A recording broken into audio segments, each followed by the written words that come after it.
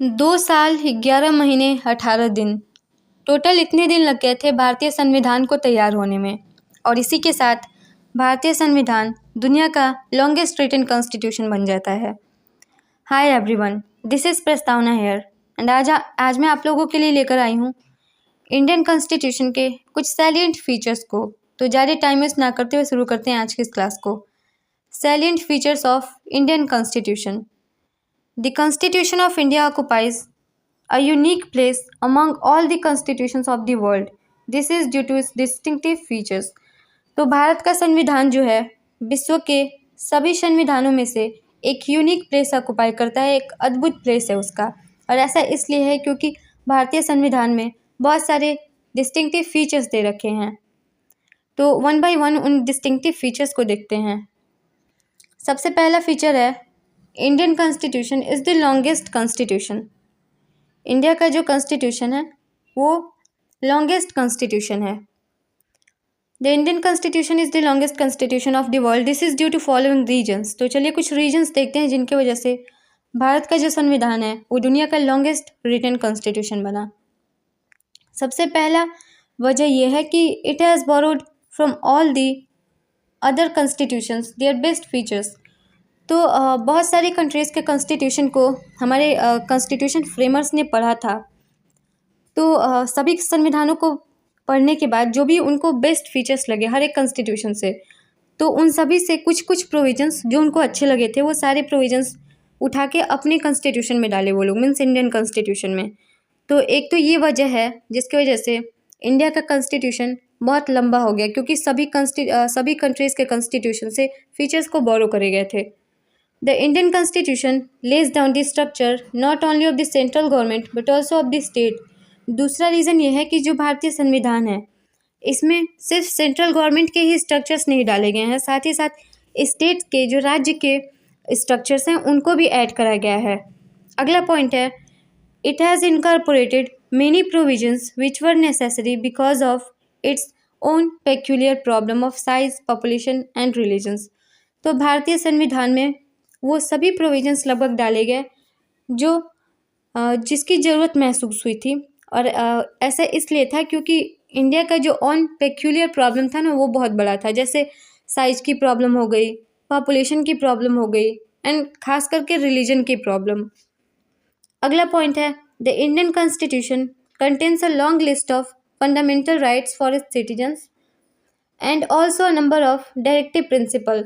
तो भारतीय संविधान में बहुत ही लंबा चौड़ा जो मौलिक अधिकार हैं, जो फंडामेंटल राइट्स हैं, उनका लिस्ट तो दे ही रखा है, साथ ही साथ डायरेक्टिव प्रिंसिपल्स के भी प्रोविजंस ऐड करे गए हैं। The 42nd amendment has also added a new chapter dealing with fundamental duties of the citizens.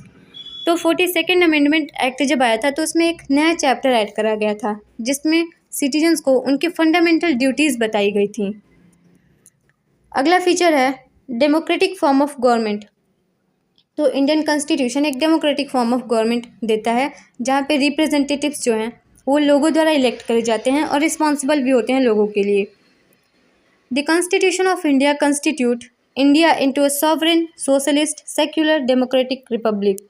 तो भारतीय जो संविधान है उसमें sovereign socialist secular democratic Republic का प्रोविज़न दे रखा है, मीन्स संप्रभुता का अधिकार हर किसी के पास है। सोशलिस्ट आइडियोलॉजी को फॉलो करता है हमारा इंडियन कॉन्स्टिट्यूशन, साथ ही साथ सेक्युलर है, मीन्स सभी रिलीजन्स को इक्वल ट्रीटमेंट दिया जाता है।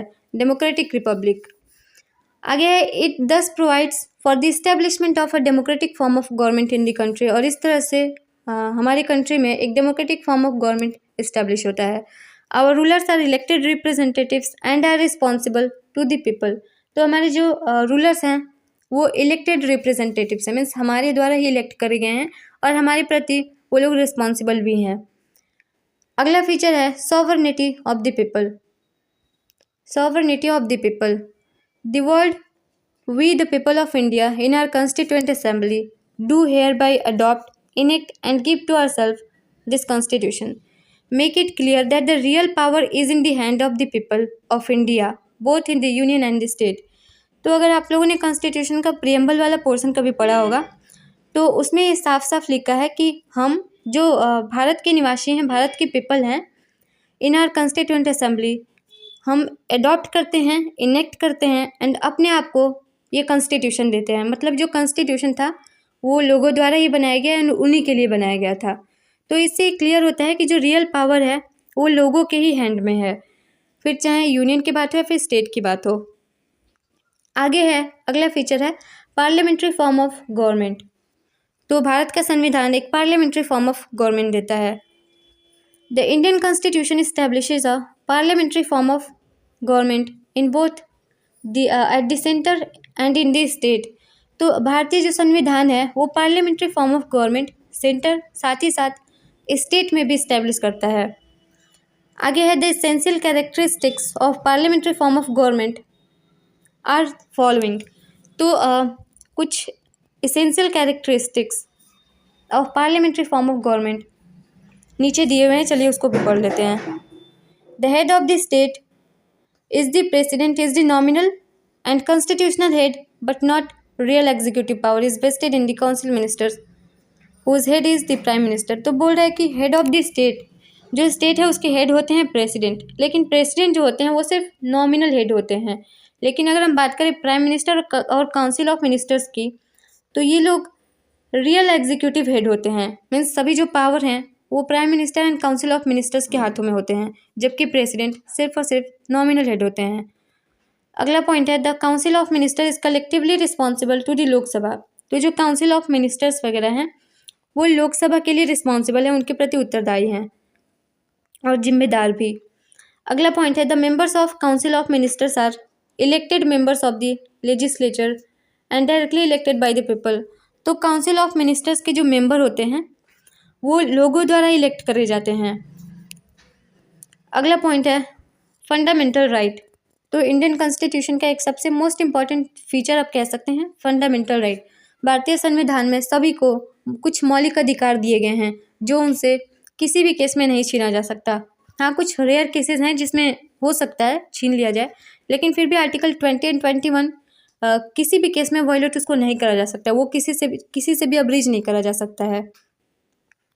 तो आगे देखते हैं the constitution of India contains a long list of fundamental rights of the citizens. तो जो भारतीय संविधान है उसमें एक फंडामेंटल राइट्स जो हैं सिटीजन्स के, जो मौलिक अधिकार हैं, उससे रिलेटेड एक बहुत लंबा चौड़ा लिस्ट देता है।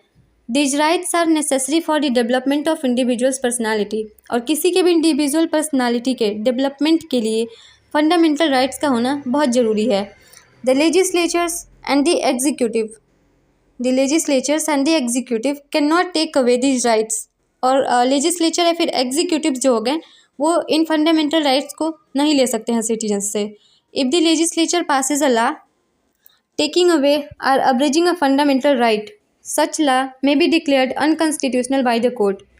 एंड इन केस अगर लेजिस्लेचर कोई ऐसा लॉ पास कर देता है, कोई ऐसा कानून पास कर देता है जो इंडियन सिटीजन से उनके फंडामेंटल राइट्स को छीनता है, तो ऐसे लॉ को अनकॉन्स्टिट्यूशनल डिक्लेयर करा जा सकता है बाय द कोर्ट। कोर्ट उनको अनकॉन्स्टिट्यूशनल डिक्लेयर कर सकता है। अगला फीचर है directive principle of state policy. तो हमारे कॉन्स्टिट्यूशन में directive principle of state policy के भी प्रोविजंस दिए गए हैं, चलिए देखते हैं उसको। The directive principle of state policy contained in part 4 of the constitution set out the aims and objectives to be followed by the state in the governance of the country. तो जो directive principle of state policy है, जो DPSP है, वो Indian constitution के part 4 में दे रखा है, जिसका एम एंड ऑब्जेक्टिव जो होता है वो सेट करा जाता है in the governance of the country. They are very important and the fundamental in the governance of country. And जो DPSP होते हैं वो बहुत ही इंपॉर्टेंट होते हैं और मौलिक होते हैं, फंडामेंटल होते हैं in the governance of the country. No government can ignore them, और DPSP को कोई भी इग्नोर नहीं कर सकता। अगला फीचर है the mixture of rigidity with flexibility. तो आप सभी जानते होंगे कि भारतीय कॉन्स्टिट्यूशन जो है, जो इंडिया का कॉन्स्टिट्यूशन है, is neither too rigid nor too flexible. जो भारतीय संविधान है ना ही बहुत ज़्यादा कठोर है और ना ही बहुत ज़्यादा फ्लेक्सिबल, बहुत लचीला है। A rigid constitution is one which requires a special procedure for amendment of its provisions, while in a flexible constitution, the provisions of the constitution can be amended by an ordinary legislative process. तो basically होता क्या है, एक rigid constitution जो होता है, तो एक रिजिड संविधान हम उस संविधान को कहते हैं जहाँ पर कोई भी अमेंडमेंट लाने के लिए कोई स्पेशल प्रोसीजर्स वगैरह लाए जाएँ। जबकि कोई फ्लेक्सिबल कॉन्स्टिट्यूशन है तो वहाँ पे एक ऑर्डिनरी लेजिस्लेटिव प्रोसेस के थ्रू भी कोई अमेंडमेंट लाया जा सकता है। Written constitution is generally said to be rigid. और जो भी लिखित संविधान होते हैं, जो रिटन कॉन्स्टिट्यूशन होते हैं, तो जनरली ऐसा माना जाता है कि वो रिजिड होंगे, वो कठोर होंगे। द इंडियन कॉन्स्टिट्यूशन दो रिटन इज सफिशिएंटली फ्लेक्सिबल। तो हालांकि जो भारतीय संविधान है वो लिखित तो है लेकिन फिर भी फ्लेक्सिबल भी है। मीन्स फ्लेक्सिबिलिटी एंड रिजिडिटी का कम्बिनेशन है हमारे इंडियन कॉन्स्टिट्यूशन। अगला फीचर है फंडामेंटल ड्यूटीज़। भारतीय संविधान में कुछ मौलिक ड्यूटीज़ कर्तव्य भी दिए गए हैं। Chapter 4A added by 42nd amendment for the first time provided fundamental duties of the citizens. तो जो chapter 4A of Indian constitution है उसमें 42nd अमेंडमेंट एक्ट के थ्रू पहली बार ऐसा हुआ था कि इंडियन कॉन्स्टिट्यूशन में सिटीजन्स के लिए फंडामेंटल ड्यूटीज़ ऐड करी गई थी। मीन्स उनके कुछ मौलिक कर्तव्यों को बताया गया था। This duties are intended to serve as a constant reminder to every citizens that while the constitution has provided certain fundamental rights, it also requires them to observe certain basic duties as the norms of democratic conduct। तो ये जो 42nd amendment act आया था जिसमें पहली बार fundamental duties को बताया गया था। तो ये ड्यूटीज़ जो थी वो बेसिकली इनका इंटेंशन ये था कि वो सर्व करे as a constant reminder. Means वो लोगों को हमेशा याद दिलाएं कि कॉन्स्टिट्यूशन ने हमें मौलिक अधिकार तो दे रखे हैं लेकिन साथ ही साथ हमें कुछ सर्टेन ड्यूटीज़ हैं जो हमें एक डेमोक्रेटिक कंडक्ट के नॉर्म्स के लिए फॉलो करने होंगे। अगला फीचर है N independent judiciary. An independent and impartial judiciary is essential for the success of any democratic system। तो किसी भी डेमोक्रेटिक सिस्टम के लिए एक इंडिपेंडेंट और इम्पार्शियल जुडिशरी इसेंशियल है। The Indian constitution provides for the establishment of an independent judiciary so that the various rights guaranteed to the citizens of the country can be protected. तो जो भारत का संविधान है वो इस्टेब्लिश करता है एक इंडिपेंडेंट जुडिशरी को, और ऐसा इसलिए है क्योंकि जो डिफरेंट राइट्स दिए गए हैं इंडिया के कॉन्स्टिट्यूशन में सिटीजन्स को, तो उन्हें गारंटी करा जा सके। मीन्स हमसे कोई हमारे राइट्स को छीन ना सके, इसलिए जुडिशरी को इंडिपेंडेंट करा गया है, उनको इंडिपेंडेंट रखा गया है। अगला फीचर है a secular state. Means Bharat का संविधान किसी भी रिलीजन को सुपीरियर या फिर किसी को भी इन्फीरियर नहीं मानता। उसकी नज़र में सारे जो रिलीजन्स हैं वो इक्वल हैं। The Indian Constitution, no religion has been recognized as state's religion। तो भारत के संविधान में किसी भी रिलीजन को स्टेट का रिलीजन नहीं बोला गया है। It treats all the religion equally. सभी रिलीजन्स को, सभी धर्म को इक्वल ट्रीट करता है।